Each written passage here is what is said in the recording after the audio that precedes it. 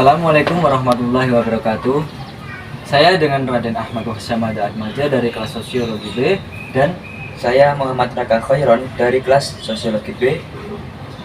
di sini saya dan Mas Raka akan membahas tentang Islam Nusantara menurut gagasan dari Nahdlatul Ulama di Indonesia ini. Menurut Anda, gagasan Islam Nusantara dari pandangan Nahdlatul Ulama itu seperti apa? Pada awal Islam masuk Indonesia itu kan jadinya Islam itu kayak menyesuaikan dengan adat dan budaya masyarakat. Oh, berarti seperti sunan-sunan yang datang Ya itu ke beberapa daerah di Jawa. ya betul. Jadinya itu Islam yang menyesuaikan dengan adat dan budaya kultur masyarakat Jawa dan sekitarnya yang ada di Indonesia. Nah, pada awalnya yang menggagas konsep Islam Nusantara itu Nahdlatul Ulama. Nahdlatul Ulama. Iya. Jadinya awal mulanya itu yang menggagas Nahdlatul Ulama. Oh, kan ada seperti tradisi samkan atau tahunan. Itu menurut Anda itu bagaimana itu awalnya, pencetusnya, atau dari mana asal mula dari kegiatan itu? Menurut Anda bagaimana? Kalau menurut saya pribadi ya, itu saya belum tahu maksudnya pencetusnya siapa, penggagasnya siapa, tahlilan atau selamatan. Tapi kalau yang selamatan ini menurut saya itu tradisi yang sudah turun menurun dari zaman Wali Songo gitu. Karena bentuk rasa syukur atas limpahan rahmat Allah, hanya kita punya hajat dan hajatnya terpenuhi. Itu diungkapkan dengan selamatan itu. Tapi kalau tahlilan saya masih belum tahu secara terperinci. Mungkin Anda tahu sejarah, tahu asal mula tahlilan itu gimana? Mungkin ya, kalau dari saya sendiri, tahlilan itu saya juga tidak tahu ya, kurang Terperincinya gimana ya? iya, asal mulanya gimana, kok ada kegiatan seperti itu, saya kurang tahu, pastinya itu kurang tahu. Daripada saya salah jawab kan, Iya, takutnya iya, benar sih. netizen gimana, bener kan? Iya benar. Terus untuk sejarahnya Islam Nusantara masuk ke Indonesia, terus kenapa kok bisa termasuk gagasannya dari Nahdlatul Ulama itu bagaimana itu? Untuk tahlilan sendiri kan banyak yang mengatakan mengatakan itu bid'ah atau semacamnya, itu dari kalangan yang bukan ahli sunnah wal jamaah. Itu menurut perspektif Anda seperti apa? Emang sih tahlilan itu kayak gak ada, maksudnya gak ada dalilnya yang menyatakan itu. Juga Rasulullah kan gak mempraktekkan, Tidak menyarankan. Tapi kan lagi-lagi kan ini Islam Nusantara, jadinya Islam yang menyatu dengan culture, dengan budaya masyarakat Indonesia. Khususnya Ahlussunnah wal Jamaah. Jadi seperti menghargai lah ya, Iya, menghargai keluarga yang ditinggalkan. Ya. Jadinya ya kalau tahlilan dibid'ahkan itu ya gimana ya? Ya menurut mereka sendiri lah. Tapi kan kembali lagi itu kan hal yang baik loh. Hal yang baik perlu dilestarikan. Apalagi menyangkut sosial, Ya, tradisi. banyak juga kayak tradisi kayak Nahdlatul Ulama itu kan banyak tradisinya loh, seperti majelisan, ziarah. Itu kan banyak dibid'ahkan oleh kalangan kiri atau kalangan yang bukan Ahlussunnah wal Jamaah lah. Benar. Islam garis keras lah gitu. Seperti ziarah, katanya Nabi gak pernah ziarah, maksudnya gak menjalankan gitu loh. Nah, menurut Anda pribadi gimana? Maksudnya Islam Timur atau Islam Arab itu banyak yang menyalahkan kayak tradisi yang turun menurun dari kalangan Ahlussunnah wal Jamaah itu banyak dibid'ahkan oleh kalangan timur itu gimana menurut anda?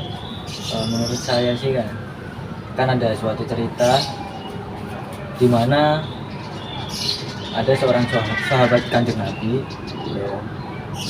itu melakukan doa yang dimana Kanjeng Nabi sendiri tidak mempraktekannya. Oh iya, iya. Tetapi Kanjeng Nabi tidak memarahinya, tidak Iya, iya. tidak apa ya namanya, Tidak melarang lah, tidak melarang. ya. Pokoknya ya kalau hal baik itu ya nggak apa-apa lah, namanya doa. Kalau menurutku sih hal-hal yang baik ya nggak apa-apa dilakukan. Apa apa ya, yang penting tidak melenceng atau menyalahi aturan. Kalau seperti kanung sendiri pakai majelisan, salawatan itu kan juga ikut jadi sasaran kalangan kalangan Kiri ya, kalangan kiri kita lah, Islam garis keras lah. yang bukan ahlu sunnah wal Iya, iya. jamaah. Kayak seperti sholawat gitu. Kan udah jelas tuh kan, kayak sholawat di Al-Quran kan innallaha wa malaikatahu yusholluna 'alan nabi. Tapi kok banyak yang tidak menyelaraskan dari Quran tersebut. Gimana menurut Anda? Kalau menurut saya itu mungkin orang-orang yang seperti itu karena pada zamannya Kanjeng Nabi tidak dilakukan ya. Iya. Itu tetap itu mungkin seperti itu ya Iya. pemikirannya. Tapi untuk menurut saya sendiri tentang seperti majelisan, sholawatan itu kan cara kita mendekatkan diri kepada Allah dengan lantaran ya. Kanjeng Nabi Benar, menyebut benar. asma Kanjeng Nabi ya. Gitu. Jadi ya kalau hal baik itu ya lakukan aja, apalagi tentang pendekatan kita kepada Tuhan Ya. Melalui perantara Kanjeng Nabi. Karena di akhir zaman nanti kan yang dapat memberi kita syafaat hanya Kanjeng Nabi Muhammad. benar-benar sekali. Itu Juga saya sedikit menambah ya Mas. Mungkin orang Arab itu kayak menafsirkan Al-Quran itu secara tekstual, gak melalui jihad, ijma, jadinya menelan mentah-mentah apa arti Al-Quran tersebut. Kalau kita lagi-lagi kalau kita berbicara soal Islam Nusantara, pasti kebanyakan orang itu berpikir tentang NU, ya Bang Mas? Iya, benar. Setuju kan? Setuju ya. Kalau kita kaitkan dengan NU yang sekarang kan agak agak nyelam sedikit gitu. Maksudnya nyelam itu gimana ya, Mas? Nah gini ya, kan NU itu kan organisasi agama tuh Mas. Nah, tapi kalau lihat kita dengan fakta sekarang kita agak nyerempet ke pemerintahan Mas, atau politik istilahnya. Politik Nah, ya. itu gimana menurut pandangan Anda gimana? Berarti contohnya itu seperti apa? Kayak Organisasinya? Atau Seperti partai? partai PKB itu kan Oh, ada kan yang kayak minta kursi apalah gitu. iya. Berarti nggak beda sama yang bukan keislaman Nah ya? iya makanya itu Nggak beda sama yang lain. Membawa nama NU untuk kepentingan pribadi atau politik itu gimana Mas? Aduh, guys. Lagi-lagi ini tentang politik. Agak bahaya tapi gak apa, lepaskan saja Mas. Nah, emang sulit sih mengungkapkannya untuk masalah politik. Tapi di sini saya akan berbicara tentang Iya. pendapat saya ya. Menurut saya sendiri emang kurang kultur Nahdlatul Ulama dalam Islam Nusantara pada sekarang ini memang kurang Pengalaman mengikis lah. mengikis, tidak seperti dulu lah. Iya. Benar-benar sekali. Mungkin yang dulu banyak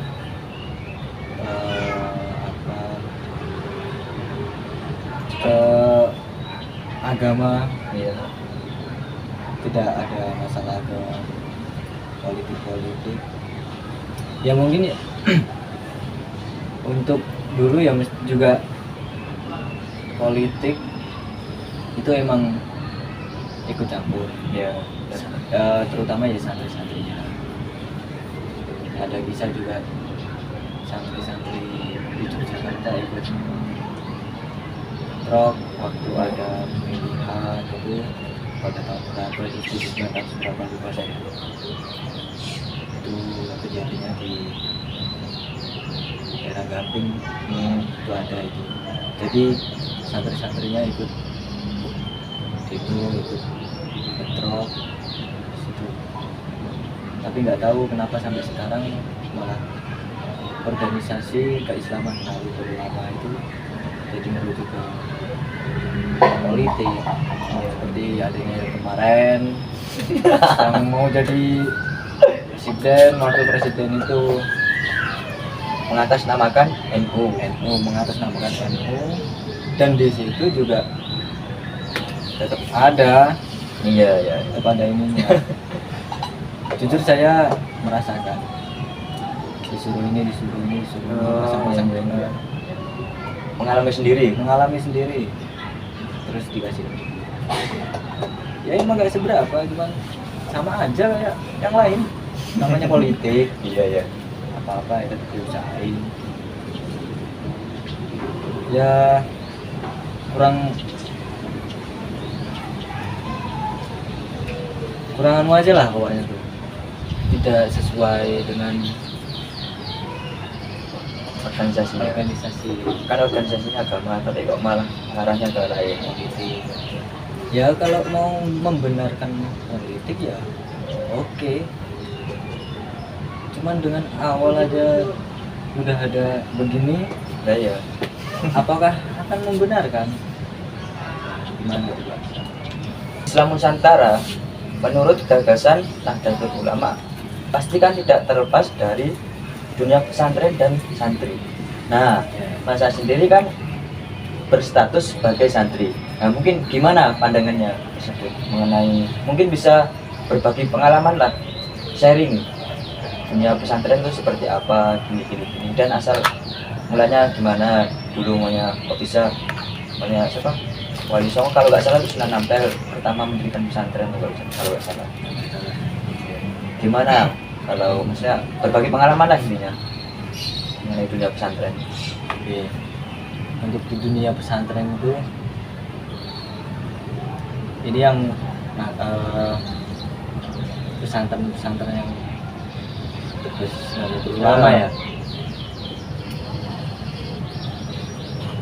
Dunia pesantren yang berbasis Nahdlatul Ulama itu lebih ke gimana pelajaran kita hidup lah, pelajaran kita hidup dengan bahasa-bahasa pesantren, bahasa-bahasa Islam itu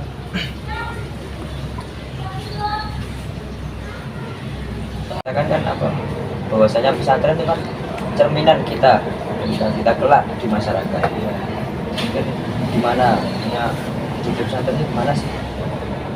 untuk hidup di pesantren sendiri sih ya, kita diajarin tentang kehidupan, adab kita, sopan santun, adab kita, akhlakul karimah terhadap orang tua, terhadap guru-guru, terhadap orang lain, itu yang diajarkan.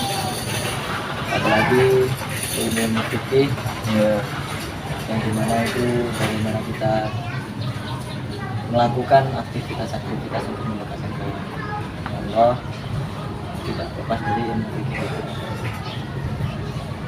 menurut Masnya sendiri apa pembeda, kan banyak kan maksudnya pada pesantren itu kan gak yang ahli sunnah tok itu loh. Iya, Karena yang Muhammadiyah juga ada pondok pesantren, ya. golongan-golongan lain juga ada. Mungkin apa pembeda pondok pesantren yang berbasis Ahlussunnah wal Jamaah An-Nahdliyah atau pondok pesantren NU lah. Bedanya itu dari mana? Perbedaannya itu kalau yang pondok pesantren Nahdlatul Ulama lebih ke apa ya, tarekat ya, tarekat, tasawuf. Contohnya seperti kita mujahadah, Ya benar sekali. terus untuk pembelajarannya sendiri saja sudah beda. Kalau untuk yang pondok pesantren Tahfidzul Ulama yang setahu saya itu lebih ke kitab-kitab Kita kuning ya. iya, lebih ke situ, tidak terlalu ke Modern hadis hafid tidak tahfidz Quran gitu. Berarti masih apa ya, mengutamakan kayak kitab-kitab terdahulu dari ulama salafus saleh gitu ya. ya ulama-ulama Iya. salaf yang dipelajari. Ya. Kalau sekarang kan banyak bermunculan kayak pondok pesantren modern gitu ya. Ya. Mungkin itu pembedanya. Bedanya Masih salafi lah, salafi. Yes. Ya. Yes.